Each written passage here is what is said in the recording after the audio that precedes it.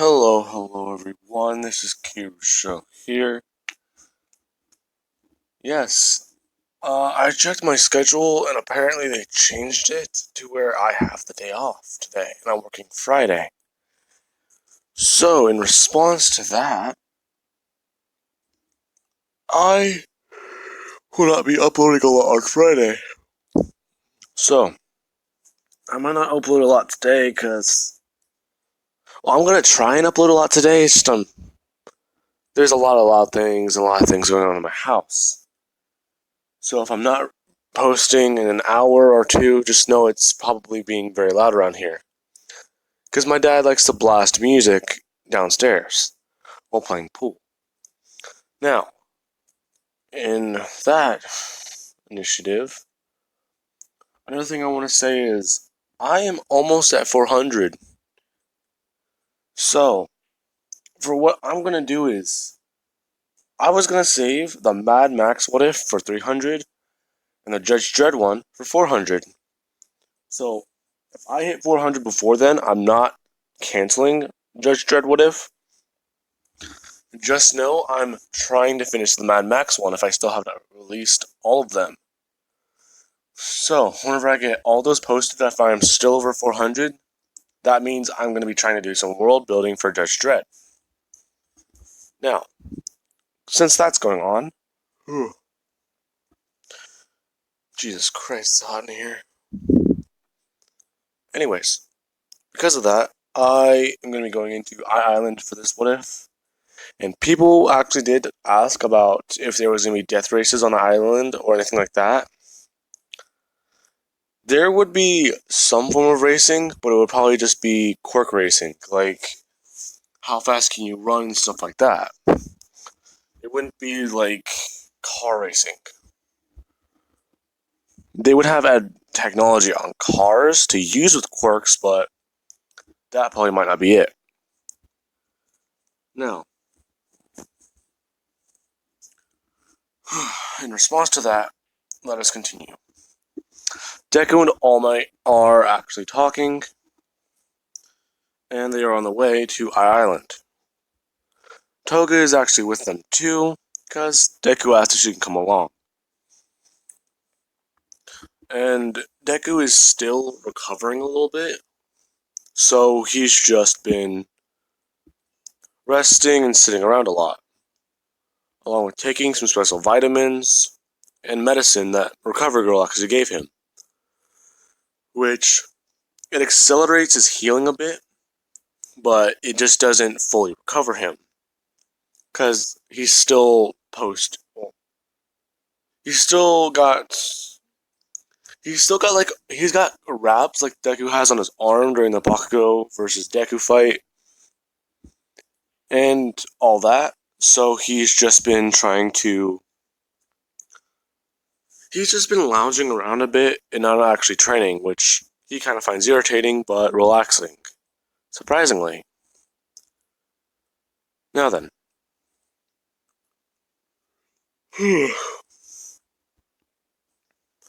All Might is actually talking with Deku as him and Togo are just sitting on a chair together, relaxing, and just talking to each other and listening to music. How are they doing this? They have one earpiece in one of Deku's ear and the other earpiece in Toga's ear.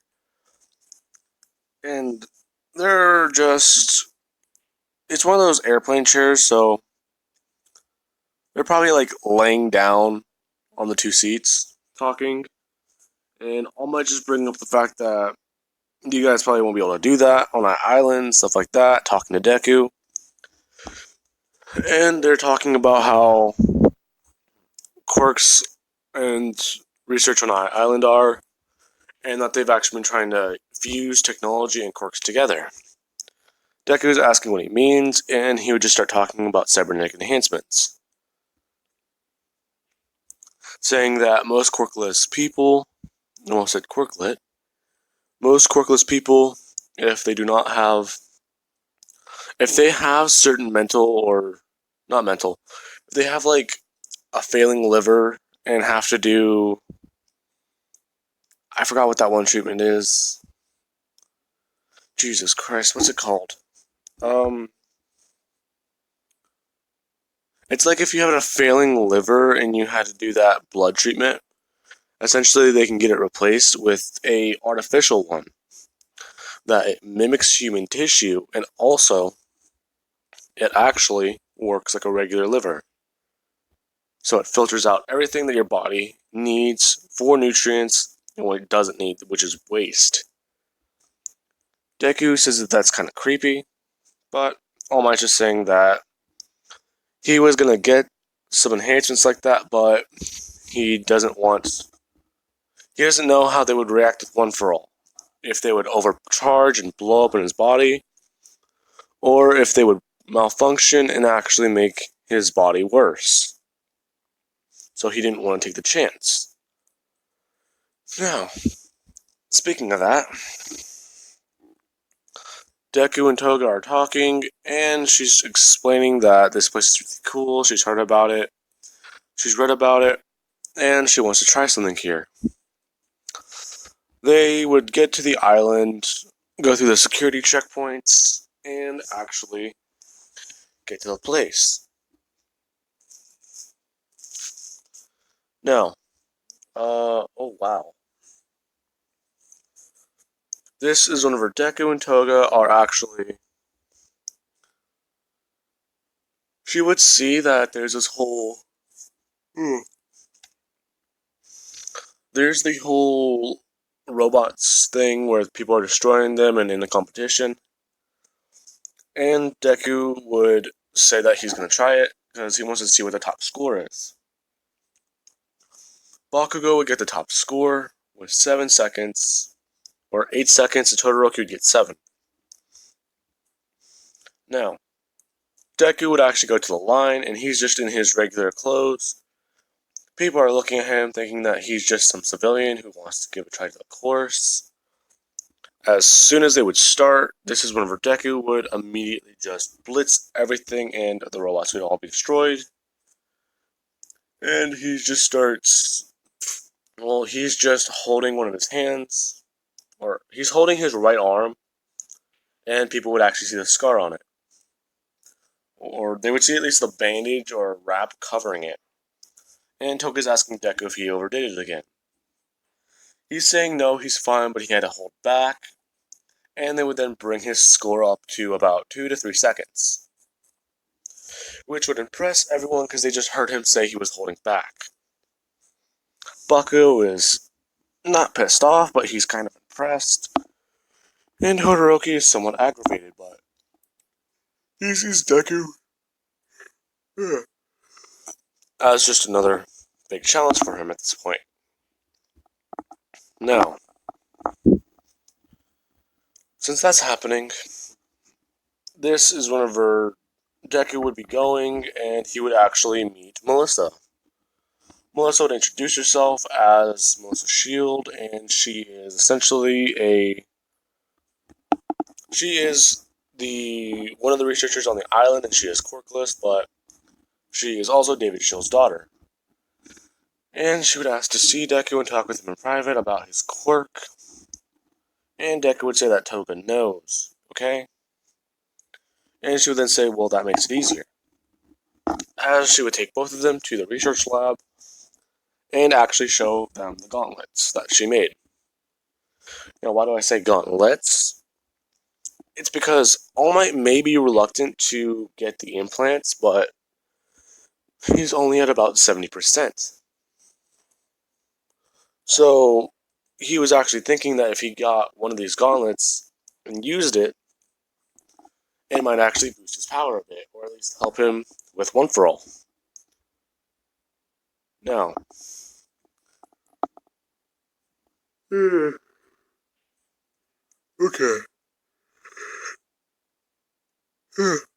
Oh, crap. Now then, where was I? Toga is talking with Deku. She's watching as Melissa puts on one of these gauntlets, and she's not, like, jealous, but she's just She's watching how hands-on she's being with this thing and how she's observing Deku and essentially looking at him like he's a test subject. And Togo would just reluctantly say that he's not a lab rat, you know. Well, she'd say it jokingly, but Deku would look at her and assure her that it's fine. And if this takes off some of the muscle strain, then it might actually help him for right now. Since he used 1,000,000% of One For All. Or since he used One For All at a higher percentage, apparently. Melissa's asking what he means, and he would then go on stating that essentially All Might told him One For All, and he would give the whole explanation. All Might would have actually been hearing this, and he would walk into the room saying to Deku that that wasn't One For All at 100%. Deku's shocked, saying, so what was that? Because he's really curious to know how powerful he actually is. All Might would say that that was One For All at 1,000,000%. It's essentially like a campfire turning into a forest fire. It's powerful, yes, but eventually it will die down. That's essentially you tapping into the power One For All has taken over the years and using it. And if you were to go at that level again and hold on to it for far longer than you think, you might actually destroy One For All to the point where it's back at square one. Deku is amazed, and he would then... Wait. Yeah, okay. Deku's amazed, but he's somewhat concerned about using One For All that high again, and he would tell All Might that he'll only use it in case he ever needs to. All Might would actually take one of the gauntlets, asking if these are it, and she would say yes, as he would actually slip it underneath his sleeve of his hero costume and actually turn it on. Now, after doing so, he would look at it, observe it, and since it's basically made for Midoriya's arm, it would actually just go along all the way to All Might's arm, but since it's bigger, it would just be... It wouldn't be bulkier. It would look sleeker because of how large All Might's arm is and how small it is. So it would just stop being as bulky on his arm and just grow out longer, since it's essentially nanotech. Now, because of this, Melissa would then introduce Deku to one of her latest creations, saying that she knows he's a vigilante, but one thing she's actually saw from a lot of things she's heard around is his car is a bit old. She would introduce him to a new age bike they have. Deku's asking what's so special about it, and she would tell him to hop on and flip a switch. Okay, wow, I'm gonna have to rush through this part a bit. Deku would do so, and as he hops on it, he would say that this bike doesn't seem so special, it's just a regular motorcycle. He would then flip the switch, as the bike would immediately start... Well, both the wheels would start spinning and immediately just turn sideways. Along with the way the bike is, would actually bend over and move. Now, he's saying that this is actually quite impressive, as it just turned into a hover bike. Now, after this, she would say that this is one of the best things, or one of the latest things they've created, and it's fairly expensive. But she would like to offer it to him as a gift, and in exchange, she would like to test his reaction speed of his quirk, and the way it has essentially mutated with One For All. He would let her do this along with Toga being there, because she would say that she wants to see if One For All can be copied. She would do some tests and find out that Toga can somewhat copy One For All, but not all the way. Which is essentially what I mean by, if she was tired and she took some of Deku's blood, it would work like an energy shot, by filling her body with power and essentially waking her up quite a bit. And that's about as much as her system can copy One For All. It would only be able to take like a spark, like a caffeine rush. Sugar rush, if you will. Now, the events of the movie would happen similar to in canon, but Toga would be with Deku, on his arm as his date, and they'd be dancing and they'd be happy, and the villains would attack. Deku and Toga would immediately rush into action as Deku's just in a regular black suit, and he would immediately tear it off, revealing his, well, not revealing his shirt, but he would reveal that, or not, never mind. He would just turn on the wrist bracer he has, and as it would turn on and cover his arm, he would start fighting with the villains, and All Might wouldn't actually be captured in this scenario. Because Deku would have actually told All Might to look out after he saw one of the villains holding a gun, and All Might would have dodged. Piccolo would be proud. Anyways, after that, Deku, Toga, and All Might, Deku would have Toga copy Uraraka's quirk and copy Bakugo's. Now, she's essentially able to mix their quirks into a detonation grenade. Whatever she touches, if she releases Uraraka's quirk, can't actually make it like a detonated explosive. Or she can just use the quirk separately. Now, in doing all this, Deku and All Might are fighting through the robots, and he would then begin fighting his way to the top floor with All Might, where they would meet David's shield. The events would happen. I'm keeping it ambiguous because I don't want to go into the movie and spoil it for people who don't watch it. Because I've actually had a fan ask me why Toru in my 10 quirk series got another quirk. They apparently don't know about. Yeah, they don't. They apparently did not know that whatever's going on in the manga, they did not know about. They don't know anything about that, which surprises me because I didn't think people like that still were around. And I had to do an explanation to them and stuff like that without trying to give too much away. Now, they would get to the top floor, and Deku's actually throwing around One For All as much as he can without straining his body, since this bracer is essentially helping him, along with All Might's. And they would then fight their way up there, get there, and actually fight with a giant robot. After fighting with the robot, Toga would have actually brought Deku's motorcycle in, after being left on the ground floor with everyone else. And trying to help everyone, trying to just hold off the robots and protect civilians.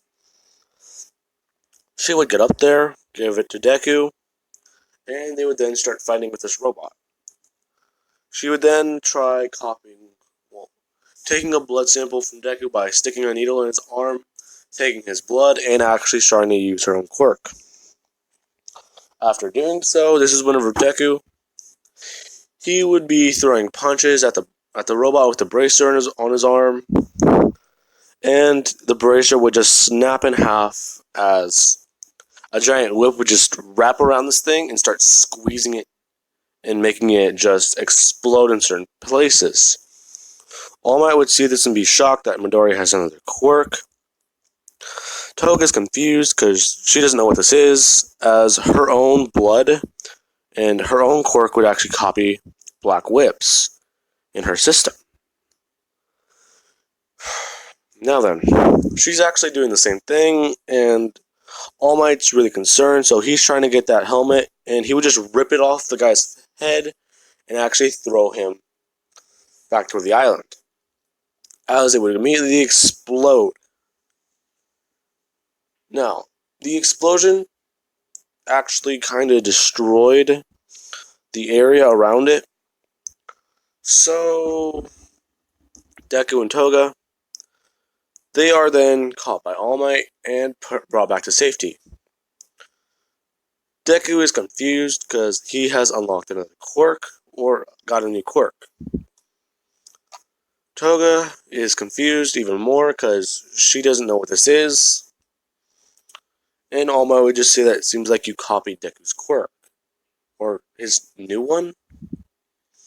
He's not sure on the specifics either. Now, All Might, Deku, and Toga, they're actually trying to figure this all out as Melissa would then come up and actually see what's going on. The whole thing with her trying to help everyone else out and her father being locked up would happen. And they would go back to the mainland. Alrighty. I don't know if you guys can hear the shower going on. If you can, I am sorry. So let me move over here.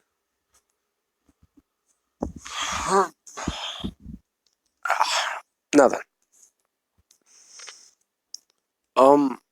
Okay. Recovery Girl is saying that Midoriya, he is fine, but this new quirk is different. And this is one of her. They'd be asking about Toga. She's just saying that her body feels somewhat weird. And they're just thinking this might be an effect after copying Deku's quirk after it mutated. So, this is whenever All Might would say that it's very weird that this all happened. And he would say that that might have been one of his previous successor's quirks. Because One For All is getting stronger and stronger, so they're thinking that he may have a new quirk, but they don't know exactly. Deku would just tell All Might that he's been having strange visions back at the camp. And All Might would just say that that's very weird, but that may have been you seeing the previous successors. Did you see any of their faces? He would give a description of All Might's previous mentor, who... Anyways, All Might would then say that that was her alright, and he would then walk out of the room and actually somewhat start cheering up. As Recover Girl wants to hold him to actually research this a bit more, he would just say that that's fine and he will figure it out as they go along the day. So now then, that is where I'm going to be leaving this part off of, guys, and I hope you enjoyed the video. And I'm going to wait for things to quiet down around here a little bit more before recording again. Catch you guys later. Peace out, y'all.